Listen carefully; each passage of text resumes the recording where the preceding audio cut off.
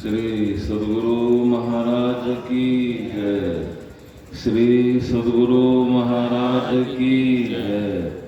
श्री सद्गुरु महाराज की जय। मंगल मूर्ति मिलव सर्वाधार, मंगल मंगल करण बिनुओ बारंबार। ज्ञान उदधि अरु ज्ञान घन, सतगुरु शंकर रूप। नमो नमो वही सकल सुभोजन भूप। अव्यक्त रूप में परमाराध्य संत सद्गुरु महाराज जी के परम पवित्र श्री चरणों में कोटि सह नमन। उनके ही परम पवित्र हृदय ब्रह्मर्षि संत श्री साई स्वामी जी महाराज के परम पवित्र श्री चरणों में बारंबार नमन। व्यक्त रूप में अपने आवास में संत मत के वर्तमान आचार्य परम पूज्य स्वामी चतुरानंद जी महाराज के परम पवित्र श्री चरणों में बारंबार नमन। मंच पर विराजमान सर्वशक्तिमान सम्माननीय साधु महात्मागण, सम्माननीय उदाकिशुनगंज अनुमंडल संतमत सत्संग समिति के पदाधिकारीगण, स्थानीय सत्संग सेवा समिति के सदस्यगण, सम्माननीय धर्म प्रेमी सज्जनों एवं भक्तिमती बहनों, सबों का अभिनंदन करते हुए मैं पदवंदन करता हूँ। बोलिए प्रेम से श्री सद्गुरु महाराज की जय। किसी समय सद्गुरु महाराज अपने रूम में विश्राम में थे और वहां पर बैठे हुए थे खगड़िया कॉलेज के प्रोफेसर विश्वानंद बाबू। तो सद्गुरु महाराज मौज में आकर के कहने लगे कि प्रोफेसर साहब, मुझे बहुत भटकना पड़ा था, हमारी बहुत दुर्दशा हुई थी, तब कहीं परम संत सद्गुरु बाबा देवी साहब के जैसे संत सद्गुरु मुझे मिले, इसलिए मैं बड़ा भाग्यशाली हूं। तो तुरंत प्रोफेसर साहब ने भी कहा कि जी हजूर, आप भाग्यशाली हैं तो मैं सौभाग्यशाली हूं। तो गुरु महाराज ने कहा कि क्या बोलते हो? कि हाँ गुरु महाराज, आपको संत सद्गुरु बाबा देवी साहब के जैसे गुरु को खोजने में, प्राप्त करने में बहुत भटकना पड़ा था, बहुत आपकी दुर्दशा हुई और हमें तो कुछ नहीं हुआ। आपके जैसे महान संत सद्गुरु प्राप्त हो गया हमको, इसलिए आपसे विशेष सौभाग्यशाली मैं हूं। कहने का मतलब कि जीवन में यदि संत सद्गुरु मिल गए तो आपका जीवन सफल हो गया। एक विद्वान सज्जन खुली जगह में रात्रि के समय बैठे हुए थे और साथ में पत्नी भी थी बगल में और 4-5 बच्चे भी पास में आसपास खेल कूद रहे थे। तो वो सज्जन ने कहा कि देखो, पत्नी से कहा कि देखो, यदि आज रात नहीं होता तो ये तारेगण नहीं होते। रात्रि के समय में बहुत सारे तारेगण जगमग जगमग हो रहे थे, ये तारेगण नहीं होते। तो पत्नी कहती है कि हाँ हाँ, यदि आप न होते तो क्या ये 5 बच्चे होते? तो उसी तरह की बात है, यदि संत सद्गुरु महाराज न होते तो क्या हम सब लोग मानव होते? मतलब उत्तर गीता में एक श्लोक है कि आहार निद्रा भय मैथुनंच सामान्य में तत्पशुभिर नारायण ज्ञानम नारायण मदकम विशेषो ज्ञाने हिना पशुवी समान। यहाँ पर है कि संसार का ज्ञान, संसार के विषयों का ज्ञान, ये ज्ञान नहीं है। संसार का ज्ञान तो संसार में जाने वाला ज्ञान है। कहा इससे परे वाला ज्ञान है ना, उस ज्ञान से यदि हम छूटे हुए हैं तो हम पशु के तुल्य। ज्ञानम नारायण मध्यम विशेषो, यदि हम आपको वह ज्ञान मिल गया तो हम मानव से दानव नहीं हो सकते, बल्कि हम मानव है, दानव से मानव, पशु से मनुष्य, है ना। वह ज्ञान ऐसा ज्ञान है, वह ज्ञान संत सद्गुरु के पास मिलता है। आप देखिए कि संसार में किसी को कुछ भी मिला है तो मिला है कब? मिला है तब जब उसके लिए उन्होंने कुछ किया है। बिना किए आज तक किसी को कुछ मिला है? नहीं मिला है। और करने के लिए सीखना पड़ता है कि करेंगे तो कैसे करेंगे, करेंगे तब तो मिलेगा, तो करने के लिए सीखना पड़ता है। सीखने के लिए कहा गुरु की आवश्यकता होती है, गुरु के पास जाना होता है। इसलिए गोस्वामी तुलसीदास जी महाराज ने लिखा कि गुरु बिनु हो ही की ज्ञान, क्या गुरु के बिना ज्ञान होता है? कहा कि नहीं नहीं, गुरु के बिना ज्ञान नहीं होता है। अभी हम लोगों ने सुना परम पूज्य स्वामी लाल बाबा बतला रहे थे गुरु के संबंध में, तो परमाराध्य संत सद्गुरु महाराज ने लिखा सत्संग योग भाग 4 में कि संत सद्गुरु, पूरे सच्चे संत सद्गुरु कौन होते हैं?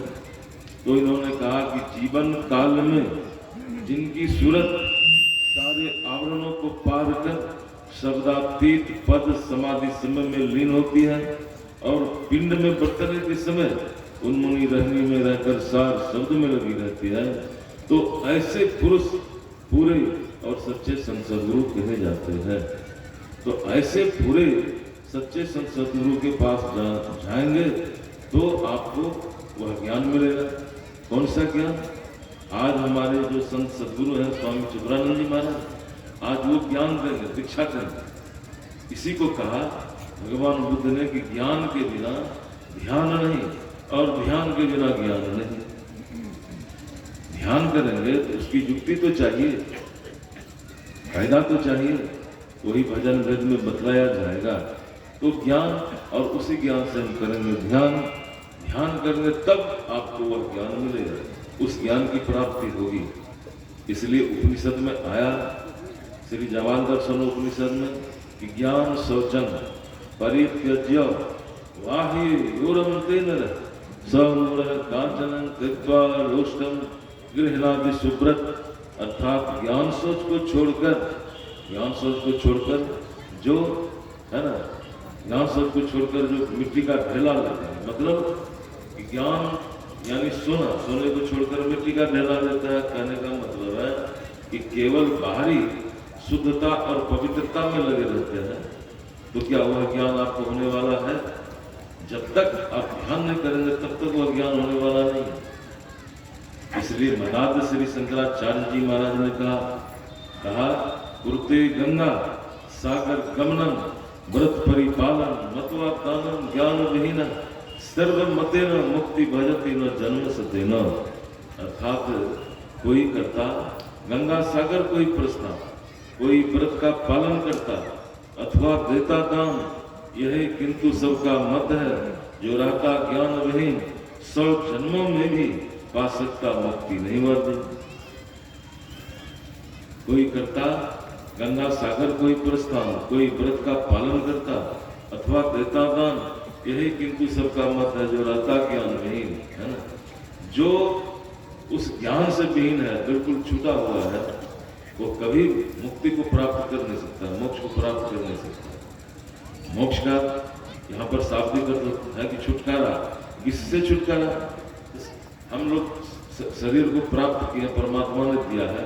देखिए कि जीवन में कितने दुख आ रहे हैं, जा रहे हैं, आ रहे हैं, जा रहे हैं। दुख को नहीं चाहने पर भी दुख आ जाता है। परिश्रम करते हैं कि सुख हो, सुख हो, लेकिन सुख नहीं आकर के दुख आ जाता है, नहीं चाहने पर भी आ जाता है। तो सारे दुखों का, सारे क्लेशों का जड़ है, वह है आवागमन का चक्र। आवागमन का चक्र है। तो जब तक आप साधना नहीं करेंगे तब तक आप आवागमन के चक्र से छूट नहीं सकते। तो इसके लिए ज्ञान की आवश्यकता है। उपनिषद में आया उत्तिष्ठत जागृत प्राप्त वरान्य बोधत क्षुरस्य धारा निशिता दुरत्यया दुर्गम पथस्तक वयो वदंती। कहा, अरे अविद्याग्रस्त लोगों, उठो, अज्ञान निद्रा से जागो और श्रेष्ठ पुरुषों के पास जाकर के उस ज्ञान को प्राप्त करो। तो अब यहाँ पर प्रश्न होता है कि श्रेष्ठ पुरुष कौन होते हैं? श्रेष्ठ पुरुष किनको कहा गया? श्रेष्ठ पुरुष ऐसे को नहीं कहा गया कि बहुत बलवान है, बहुत बड़े धनवान है, बहुत बड़े विद्वान है, बहुत सत्शास्त्रों का अध्ययन है, बहुत रूपवान है, आपके चेहरे का, शरीर का अंग प्रत्यंग बड़ा खूबसूरत है देखने में, शरीर को 3 बार 4 बार दिन में सजाते हैं, इसलिए आप श्रेष्ठ हो गए। ऐसे नहीं होते हैं कोई श्रेष्ठ। तो कौन होते हैं श्रेष्ठ? श्रेष्ठ होते हैं वो जो मन को सजाना जानते हैं। मन किनका सजा हुआ हो सकता है? जो चरित्रवान होता है। चरित्रवान कौन होगा? जो ईश्वर का भक्त होगा। जो ईश्वर का भक्त होगा, साधना करता होगा, तो ऐसे होते हैं श्रेष्ठ। ऐसे के पास जाने के लिए कहा, जो तो संत कबीर साहब की वाणी में है कि हमरे सत्य नाम धन खेती, मन का बैल सुरत हर बाहा, जब चाहे तब ज्योति। सत्य नाम का बीज बोआया। सत्य नाम, अरे आपने जो भजन भेद लिया, भजन भेद के बताने के बाद थोड़ी देर ध्यान करवाया जाता है, तो आपके अंदर में सतनाम का बीज पड़ गया। सतनाम का बीज बोआया, उपजे हीरा मोती। कब? जब आप साधना करेंगे तब उपजे हीरा मोती। इस खेतन में नफा बहुत है, संतन दुर्दा सती। कहा कबीर, सुनो भाई साधो, उलटी पुलटी नर ज्योति। मतलब कि आपको ध्यान भजन भेद बदलाने के समय 4 वक्त ध्यान करने के लिए बतलाया गया होगा। ब्रह्म मुहूर्त में जग करके, दोपहर में, शाम में और रात्रि में जब भोजन करने के बाद आप जाते हैं बिछावन पर विश्राम करने के लिए, तो उस समय भी सदगुरु महाराज आदेश है कि लेटे लेटे या बैठे बैठे जब तक मन लगे तब तक ध्यान करके ही सोना चाहिए। तो ये 4 वक्त हैं, जो चारों वक्त मन को ध्यान में लगाता है, तो ऐसे का मन बैल अर्थात बस में होकर के रहता है। ऐसे का मन बिल्कुल बस में होता है, तो ऐसे होते हैं श्रेष्ठ। ऐसे श्रेष्ठ होते हैं। इसलिए परमाराध्य संत सदगुरु महाराज की वाणी है कि मुक्ति मार्ग जानते, साधन करते नित्य, साधन करते नित्य, सत्यचित जग में रहते, दिन दिन विराग प्रेम सत्संग करते। ऐसे श्रेष्ठ के पास जाएंगे तो आपको वह ज्ञान मिलेगा जिसके लिए सदगुरु ने कहा कि दृढ़ ज्ञान समझाए, बोध दे बुद्धि को हरते। संत सदगुरु के पास रहते हैं, समझाते हैं, ध्यान ज्ञान की बातों को समझाते हैं, बुझाते हैं। दृढ़ ज्ञान समझाए, बोध दे बुद्धि को हरते, संशय दूर बहाए, संत मत स्थिर करते। संत मत अर्थात संतों का विचार या ज्ञान है ना, श्रेष्ठ पुरुषों के पास जाएंगे तो आपको वह मिलेगा, वह ज्ञान मिलेगा।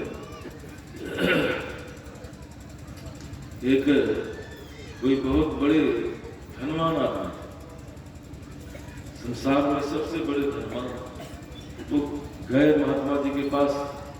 महात्मा जी के पास जाकर कहता है कि महाराज, महात्मा जी, हमारे पास बहुत धन है, कोई चीज की कमी नहीं है, पर शांति नहीं मिल रही है, मन बिल्कुल बेचैन रहता है, शांति नहीं मिले, चैन नहीं आ रहा है। तो कारण क्या है? इसके संबंध में हमको आप कुछ उपदेश करें कि कैसे शांति मिले।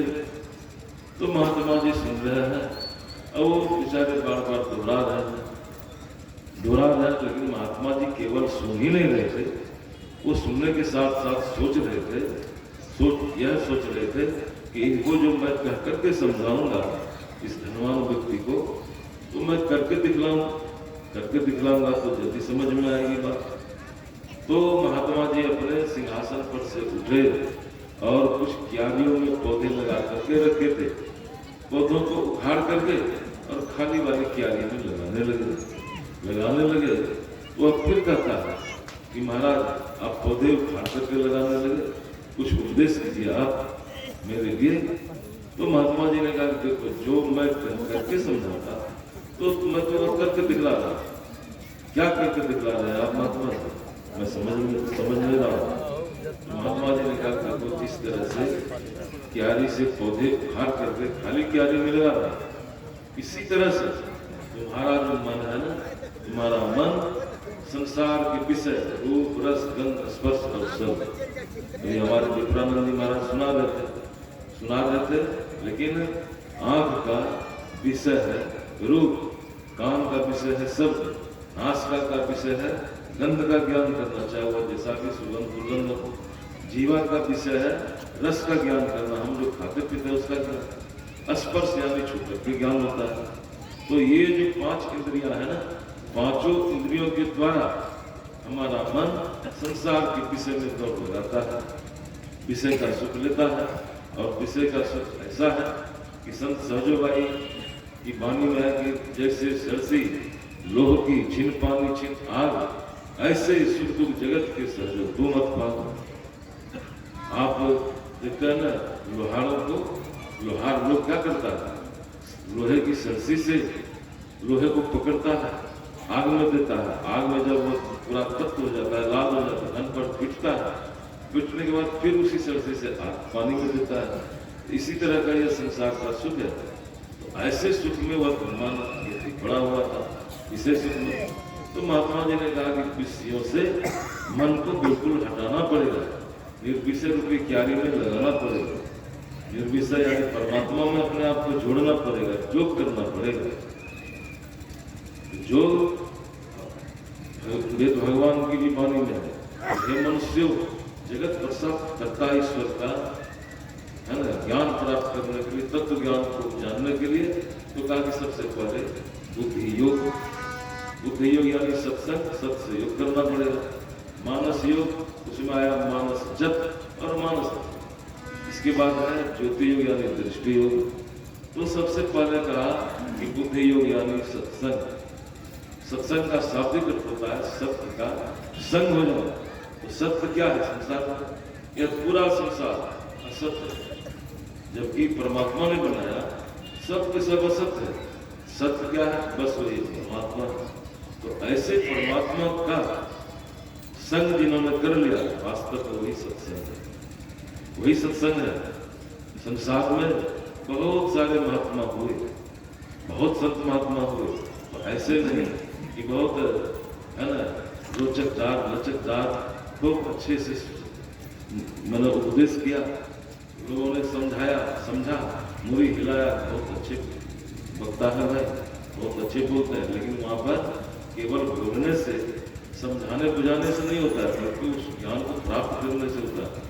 संत साई स्वामी जी महाराज की वाणी में है कि रिझाया खूब दुनिया को, सुना बातें बना तो रिझाया यदि न अपने को, तो रिझा दुनिया को क्या होगा, कुछ होने वाला नहीं है, कुछ होने वाला नहीं है। तो वेद भगवान ने कहा कि सत्संग करो, सत्य यानी उस परमात्मा को जब प्रत्यक्ष सत्य स्वरूप परमात्मा को जान गया, प्राप्त कर लिया, वास्तव में वो होते हैं संत, वो संत होते हैं। ऐसे संतों का वचन अमृत होता है, ऐसे संतों की वाणी अमृत होती है। एक भक्त ने लिखा कि संत वचन वह सुधा देवी भी जिसके सदा भिखारी, संत वचन वह धन जिसका है। यहाँ पर प्रश्न होता है कि किसका है संत वचन, धन किसका है? तो कहा कि जो सत्संग करते हैं बाहरी और भीतरी और सदाचार का पालन करते हैं, सदाचारी है, तो ऐसे के लिए कहा नर यानी मानव, नर का मतलब केवल पुरुष नहीं है, यहाँ पर नर यानी मनुष्य, नर प्रधान अधिकारी, ऐसे मानव उसके अधिकारी हो जाते हैं। तो कहा कि मृत अमर बन जाता जिससे, मृत अमर बन जाता जिससे, मृत्यु के मुख से छूट जाता, अमृत को प्राप्त कर लेता। मृत अमर बन जाता जिससे वह संजीवन रज है, संत वचन सब भवरोगों का राम मान विसर्ज है। दूसरे स्थल पर कहा वेद शास्त्र अनुभूति तपस्या का जिसमें संचय है, संतों का बर भरत वचन वह मंगल में निर्भर है। कहने का मतलब ये जो ज्ञान है, ध्यान से जो वह ज्ञान मिलता है वह निर्भयता को दिलाने वाला होता है, वह बड़ा मंगलकारी होता है। तो उस ज्ञान को प्राप्त करना है। यह तो कबीर साहब की वाणी में है कि कुशल कुशल के पूछते जग में रहन को जरा मोई न भय हुआ। कुशल कहते हो, कुशल कहा कि जब तक बुढ़ापे का भय लगा हुआ है तब तक कुशल नहीं है। आवागमन के चक्र से जो दुख होता है, जब तक इस दुख में पड़े हैं तब तक कुशल नहीं है। दैविक दैविक भौतिक तरह ताप से जो दुख होता है तब तक हम कुशल नहीं है, तब तक हम कुशल नहीं है। कहने का मतलब कि कुशलता चाहिए, निर्भयता चाहिए। निर्भय को प्राप्त करना है, निर्भयता को। तो इसके लिए कहाँ जाना पड़ेगा, इसके लिए क्या करना पड़ेगा? इसके लिए वही चीज करना पड़ेगा कि आवागमन समुद्र को जा आवागमन के चक्र से अपने आप को छुड़ाना पड़ेगा। तो आवागमन के चक्र से कैसे छुटा जाएगा? कहाँ जाना पड़ेगा? वहां जाना पड़ेगा जहां जाने के बाद हम जीवात्मा के ऊपर, अभी हम सुन रहे थे लालन जी महाराज से कि पहला बंधन पड़ा रहेगा, दूसरा क्रिया ध्यान। ये बंधन तो मोटी बंधन है। यहाँ बंधन से मतलब है स्थूल शरीर, हम जीवात्मा के ऊपर स्थूल शरीर का बंधन है, कारण शरीर का बंधन है, महाकारण सूक्ष्म शरीर का, कारण शरीर का, महाकारण शरीर का और केवल शरीर का बंधन है। तो जब तक ये सारे के सारे बंधन चढ़े रहेंगे तब तक हम आवागमन के चक्र से छूट नहीं सकते। तो ये सारे बंधनों को उतारने का काम करना है तो कैसे होगा? तो इसके लिए वेद भगवान ने कहा कि मानस योग करो, यानी मानस जप और मानस। हम सब लोग रोज करते हैं मानस जप और मानस ध्यान, त्रिकाल संध्या करते हैं और रात्रि समय सोने के समय भी करते हैं। क्या करते हैं उसमें? गुरु जाप मानस, ध्यान मानस कीजिए दृढ़ साधकर, इनका प्रथम अभ्यास कर सुध शुद्ध करना चाहिए। आप जप करेंगे, ध्यान करेंगे। जब ध्यान के समय में बतलाया है कि जप के करने के समय कोई गप नहीं होना चाहिए। ध्यान जिस रूप का बतलाया गया बस उसी रूप का ध्यान होना चाहिए। उस परम पवित्र महापुरुष का जो रूप होता है उसमें सात्विक गुण भरा हुआ होता है। उस रूप का ध्यान करेंगे तो उनके अंदर में जो सात्विक गुण है, परमात्मा का जो गुण है, ईश्वरीय गुण है, यानी परमात्मा को प्राप्त किए हुए परमात्मा ही होते हैं। तो ऐसे महापुरुष का हम ध्यान करेंगे तो वह गुण, सारा गुण हमारे में आएगा, सारा गुण आएगा। तब कर दृष्टि, मतलब दृष्टि, हमारी जो दृष्टि है बिल्कुल शुद्ध हो जाएगी। तो कहा कर दृष्टि अरुध्वनि योग साधन, ये हटाना चाहिए। इनके हटे माया, ये बात्मा के ऊपर सारे शरीर रूपी आवरण हट जाएंगे। ये माया है, माया बंधन। इनके हटे माया हटेगी, प्रभु से होगी एकता। तब जब दृष्टि योग की क्रिया होगी, अंधकार से ऊपर जाएंगे प्रकाश में, प्रकाश से ऊपर चले जाएंगे शब्द में, शब्द से ऊपर चले जाएंगे निशब्द, निशब्द में जाएंगे तो ये सारे आवरण से, बंधनों से मुक्त हो जाएंगे, यानी आवागमन के चक्र से छूट जाएंगे। इसी का नाम है सत्य का संग हो जाना। सत्य का संग इसी का नाम है। बहुत कुछ सुने, सुनकर जो उतने में रह गए तो क्या सत्य का संग होगा? अरे करना पड़ेगा। इतना जो बहुत दिनों से, बहुत देर से हम सब लोग सुन रहे हैं, तो करने के लिए ना, सुनना है, समझना है, उसको करना है, यानी आचरण में उतारना है। केवल सुन लेने से नहीं होगा। खूब पढ़ लिख लिए तो क्या अब ज्ञानी हो गए? नहीं, ज्ञानी हो ही नहीं सकते। एक कहानी है, कहानी है, एक विद्वान बाबू गए कई देशों में जाकर के पढ़ा, तरह तरह के भाषाओं का ज्ञान को प्राप्त किया। आया घर, लौट करके भारत आया घर, तो मन में हुआ कि बहुत दिनों से मैं बाहर रहा, और थोड़ा समय निकाल करके सगे संबंधियों के पास जाना चाहिए। चला तो रास्ते में पड़ती थी नदी, शाम का समय हो रहा था, नाविक नदी के किनारे नाव लगा करके बैठा था। कहता है विद्वान बाबू, मेरे नाविक तुम पार करोगे? कहता हाँ बाबू, क्यों नहीं, यही तो मेरा काम है, इसी का आशा में तो मैं बैठा हूँ, कोई आ जाए पार करूंगा। बैठिए। वह विद्वान बाबू बैठा नाव पर, नाव लेकर के नाविक चला। थोड़ी दूर नाव गई थी कि विद्वान बाबू ने पूछा कि नाविक यह बतलाओ तुम साहित्य विद्या जानते हो? नाविक ने कहा कि बाबू मैं कुछ नहीं जानता, बस इस नाव को उस पार और उस पार से इस पार करना जानता हूँ, लोगों को आर पार करता हूँ, बस इतना ही जानता। तो चुप हो गए विद्वान बाबू। फिर थोड़ी दूर आगे बढ़ी नाव, तो विद्वान बाबू ने फिर पूछा कि क्या तुम गणित विद्या जानते हो, हिसाब किताब करना?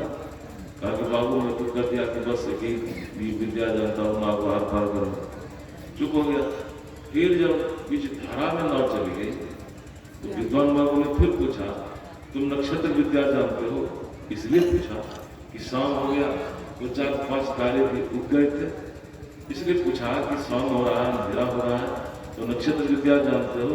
कहा कि आप बार बार क्या से पूछ रहे हैं, माथा खराब कर रहे, हमको अस्थिर से मन को एक संतुलित रहने दीजिए, नाव चलाना है ना। बातचीत हो ही रही थी कि नाव के नीचे से एक पटका उतर गया, पटका उतर गया, नाव में पानी आने लग गया। तो नाविक ने पूछा कि विद्वान बाबू अरे आप तैरना जानते हैं? कहा कि नहीं मैं तो तैरना नहीं जानता, देखिए नाव में पानी आ रहा है, एक नाव इस नाव को डूबने से मैं बचा नहीं सकता हूँ, मैं तो तैर करके पार हो जाऊंगा, पर आप किसी नाव के साथ जब मग्न हो जाएंगे, जब समाधि आपको लेना पड़ेगा। तो कहने का मतलब है कि संसार में बहुत सारी विद्या को सीख लिया, बहुत ज्ञान को प्राप्त कर लिया, तो इससे क्या होगा? बहुत संसार की विद्याओं को सीखा, ज्ञान को सीखा, तो संसार में ही रहना पड़ेगा, संसार से आप बाहर हो नहीं सकते, आप मोक्ष को प्राप्त कर नहीं सकते, संसार में रहना पड़ेगा। लोग बहुत समझते हैं कि हम तो इतने बड़े ज्ञानी हैं, इतने बड़े ज्ञानी हैं, अरे क्या ज्ञानी है? ब्रह्मानंद जी महाराज ने कहा आत्म ज्ञान बिना नर भटके, क्या मथुरा क्या काशी। अरे आत्मज्ञान की आवश्यकता है। एक भक्त ने लिखा पढ़े 6 शास्त्र 18 पुराण पढ़े, वेद आदि अंत को छाना है, गीता रामायण श्रुति स्मृति पढ़े, सांख्य योग न्याय आदि दर्शन भी जाना है, द्रुपद राग धर्मी का गाना है, इतना जो जाना बिल्कुल भाग भूल छाना है। इन्हें जानने से कुछ होने वाला नहीं है। तो उस धनवान आदमी को महात्मा जी ने युक्ति बतला दी ये मानस जप और मानस ध्यान दृष्टि क्रिया। और धनवान साधना में लग गए तो उसको वह धन मिल गया। कबीर साहब की वाणी में कि चाह गई, धनवान आदमी था, चाहना संसार में विषयों में भ्रमण कर रहा था, कोई चीज की कमी तो था नहीं, साधना किया, उसको विश्वास हो गया, बिना विश्वास प्रगति नहीं, विश्वास हो गया महात्मा जी के वचन में, अब खूब मनोयोग पूर्वक साधना किया तो उसको वह धन मिल गया। चाह गई चिंता मिटी, मनवा वे बरवा, जाको कछु न चाहिए सोई सहसा, वह धन मिल गया। संसार के विषयों के प्रपंच से बिल्कुल मन हट गया, परमात्मा में असल नकल से छूटा तो असल में जुटा। नकल ये जो संसार है यह बिल्कुल नकली है, यह परिवर्तनशील है, तो इससे उसका मन छूटा और असल में परमात्मा में सटा जुटा। तो कहने का मतलब है कि ज्ञान की आवश्यकता है, इसके लिए सदगुरु महाराज की वाणी है कि सत्संग नित अनुध्यान नित रहिए करत संग, कोई विचार चोरी नशा बजना चाहिए। मतलब सदाचार के पालन में झूठ नहीं बोलना चाहिए, सदगुरु महाराज का वचन है, खूब सुन लीजिए। अब सदाचार का पालन नहीं हो रहा है तो आपको सुनना सब बेकार जा रहा है। अरे सुन करके उस पर अमल कीजिए, अमल में लाइए। तो गुरु महाराज की वाणी में सत्संग नित अनुध्यान नित रहिए करत संलग्न हो, कोई विचार चोरी नशा झूठ बजना चाहिए, यानी झूठ नहीं बोलना चाहिए, चोरी नहीं करनी चाहिए, हिंसा नहीं करनी चाहिए, विचार नहीं करना चाहिए, नशा का खाना पीना नहीं करना चाहिए। ये 5 पाप, इन 5 पापों से बचेंगे तो आप उस सत्य का सत्य हो जाएगा, आपको आप करेंगे। सदाचार यूनान देश में एक महात्मा जी हो चुके, जिनका नाम था सुकरात, और ऊपर से शरीर का जो आकार प्रकार था बिल्कुल क्रूप जैसे, सबरी माँ के संबंध में सुनते हैं ना, बड़ी क्रूप आती, उससे भी ज्यादा क्रूप थे, लेकिन अंदर से बड़ा सुंदर थे। वो अंदर से क्या सुंदर थे? सदाचारी थे, सद्ज्ञान को प्राप्त किए हुए थे और ज्ञान के प्रभाव से उनके शिष्यगण थे। तो एक दिन ऐसा होता है कि टेबल लगवाए, कुर्सी लगाए, बैठे और एक आईने को लेकर के आईने में चेहरे को देख रहे थे। एक दो शिष्य बैठे हुए और हंस रहे, मुस्कुरा रहे कि देखो गुरु महाराज को चेहरा कितना कुरूप है और आईने में शीशे में चेहरे को देख रहे। उस शीशे के सहारे महात्मा ने तय किया कि हमारे दोनों शिष्य मुस्कुरा रहे, कारण क्या है? तो कारण को भी समझे, बुला करके पूछा कि तुम दोनों क्यों हंस रहे थे? कोई उत्तर नहीं। 2-3 बार पूछे जाने पर उत्तर नहीं। आईने को रखा, ताकि इसलिए तुम दोनों हंस रहे थे कि मेरा चेहरा इतना कुरूप है, शीशे में दिख रहा था, इसलिए न हंस रहे थे। अरे मैं देखने के साथ साथ यह भी कह रहा था, हे ईश्वर, आपने मेरे शरीर के अंग प्रत्यंग को बड़ा बेढंग बनाया, चेहरा को बड़ा कुरूप बनाया, पर ऐसे कुरूप चेहरे से ऐसे ऐसे सुंदर सुंदर कर्म हो, जिस कर्म को देखे लोग, है ना, कर्म को देख करके इस कुरूप चेहरे को नहीं देखे, इस कुरूप चेहरे का ज्ञान नहीं करते, हमारे सुंदर सुंदर कर्मों को देखे।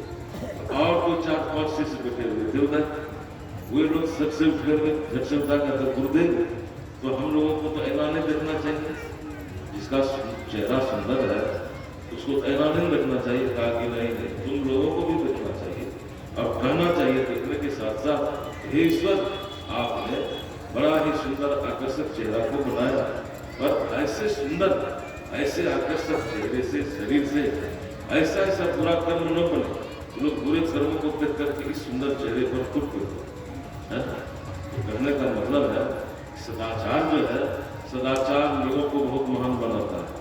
खूब किताब ग्रंथ को पढ़ लिया, अध्ययन कर लिया, चिंतन मनन कर लिया, लोगों के बीच में उपदेश करते हैं तो हम ज्ञानी हो गए, श्रेष्ठ हो गए, ऐसी कोई बात नहीं।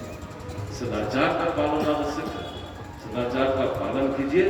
सतगुरु महाराज का वचन है, सदाचार के पालन से आपको वह बल मिलेगा, वो शक्ति प्राप्त होगी, जिस शक्ति से, जिस बल से उस परम पिता परमात्मा को प्राप्त किया जाता है। सदाचार का पालन से, सदाचार का पालन करेंगे आपको ध्यान में मन लगेगा, सत्संग में मन लगेगा और खूब मन लगा करके सत्संग ध्यान कीजिएगा तो सदाचार का पालन होगा, सदाचार का पालन होगा। एक गरीब आदमी बेचारे, माता पिता, एक बच्चा था, लड़का था, उसको खूब भीख मांग करके पढ़ाया लिखाया, ये बहुत ईमानदार था, सच्चा था, गया जब सियाना हुआ तो गया कुछ नौकरी चाकरी खोजने कि माता पिता सब बुरे हो गए, इनकी सेवा तो होनी चाहिए। गए एक शहर में, कितने दरवाजे पर ठुकठुकाया, किसी ने उसको रखा नहीं, हटो गया, क्योंकि शरीर पर जो वस्त्र था बिल्कुल भागा फटा, मैला कुचेला, अस्त व्यस्त देखने में लगता था, क्या इसी तरह से चलते चलते कई दरवाजे पर टुकड़ाए गए तो एक सेठ जी के आ गए, सेठ जी ने उसको रख दिया। सेठ जी ने पूछा क्या तुम ये सब ये सारा काम करोगे? इतने काम तुम्हें करना पड़ेगा। कहाँ बात है, मैं सब काम करूँगा। वो तो सोच ही रहा था कि कोई भी काम मिल जाए, तो सेठ जी ने रख दिया। अब वो उसका काम था कि परिवार के लोग नहा धोए, कपड़ा लत्ता खींचे, किचन का सब सारे बर्तन सफाई करे, आंगन में घर में झाड़ू बहारू पोछा वगैरह सब करे। तो एक दिन उस ऑफिस में जहाँ सेठ जी बैठा था, ऑफिस में ऐसे खड़ा हुआ, देखने लगा पेपर, टेबल पर पेपर रखा हुआ, पेपर देखने लगा। अरे क्या करते हो, तुम अपना काम करो, पेपर क्या कर लो, पढ़ा लिखा है? तो हाँ बाबा, मैं थोड़ा थोड़ा पढ़ा लिखा हूँ। पढ़ो, क्या लिखा है? अंग्रेजी का पेपर था ऊपर, तो पढ़ा, अंग्रेजी को पढ़ दिया, तो बढ़िया से सेठ जी को विद्वान था, तो सेठ जी के मन में हो गया कि ये हमारे घर में ये काम करने के लायक नहीं है। इसको यदि मैं, बहुत सी फैक्ट्रियाँ हैं, तो छोटी वाली जो फैक्ट्रियाँ है उसकी मैनेजर बना दो, अच्छा रहेगा, फैक्ट्री चलेगी बढ़िया से। तो भेज दिया, जाओ उस फैक्ट्री का तुम संभाल मैनेजर बना दो। चला गया, और उस फैक्ट्री में जो पहले से लोग रह रहे थे कर्मचारी लोग, अब उन लोगों के मन में ईर्ष्या हो गया कि ये आज आया और मैनेजर बन गया, हम लोगों के ऊपर शासन करने लग गया। अब सब कर्मचारी थे, आपस में बैठ के विचार किया कि इसको भगाना है, तो कैसे बनाया जाए? अब सेठ जी के कान में उसकी शिकायत करने लग गया, ये कौन करता है, हमला करता है, आकर के बक्सा में रखता है, इस तरह से करने लगे। सुनाते सुनाते सेठ जी के मन में विश्वास जम गया। सिपाहियों को भेजा कि देखो तो क्या करता है, उस बक्से को खोलो। अब वह लड़का जाके बक्सा पर बैठ गया। सेठ जी जताए लगते तो उस बक्से पर, नहीं बाबू ऐसे इस तरह की बेइज्जत मत कीजिए, आप बक्से को खोलेंगे हमारी गाड़ी बेचती है। और सेठ जी के मन में विश्वास हो गया, जरूर ये बतला खींच करके उतारा गया। उस बक्से को खोला तो देखता उस बक्से में कोई पुतल का पैजामा, गंजी और पुतल का चप्पल। इसको क्यों रखा है? कहा मालिक इसी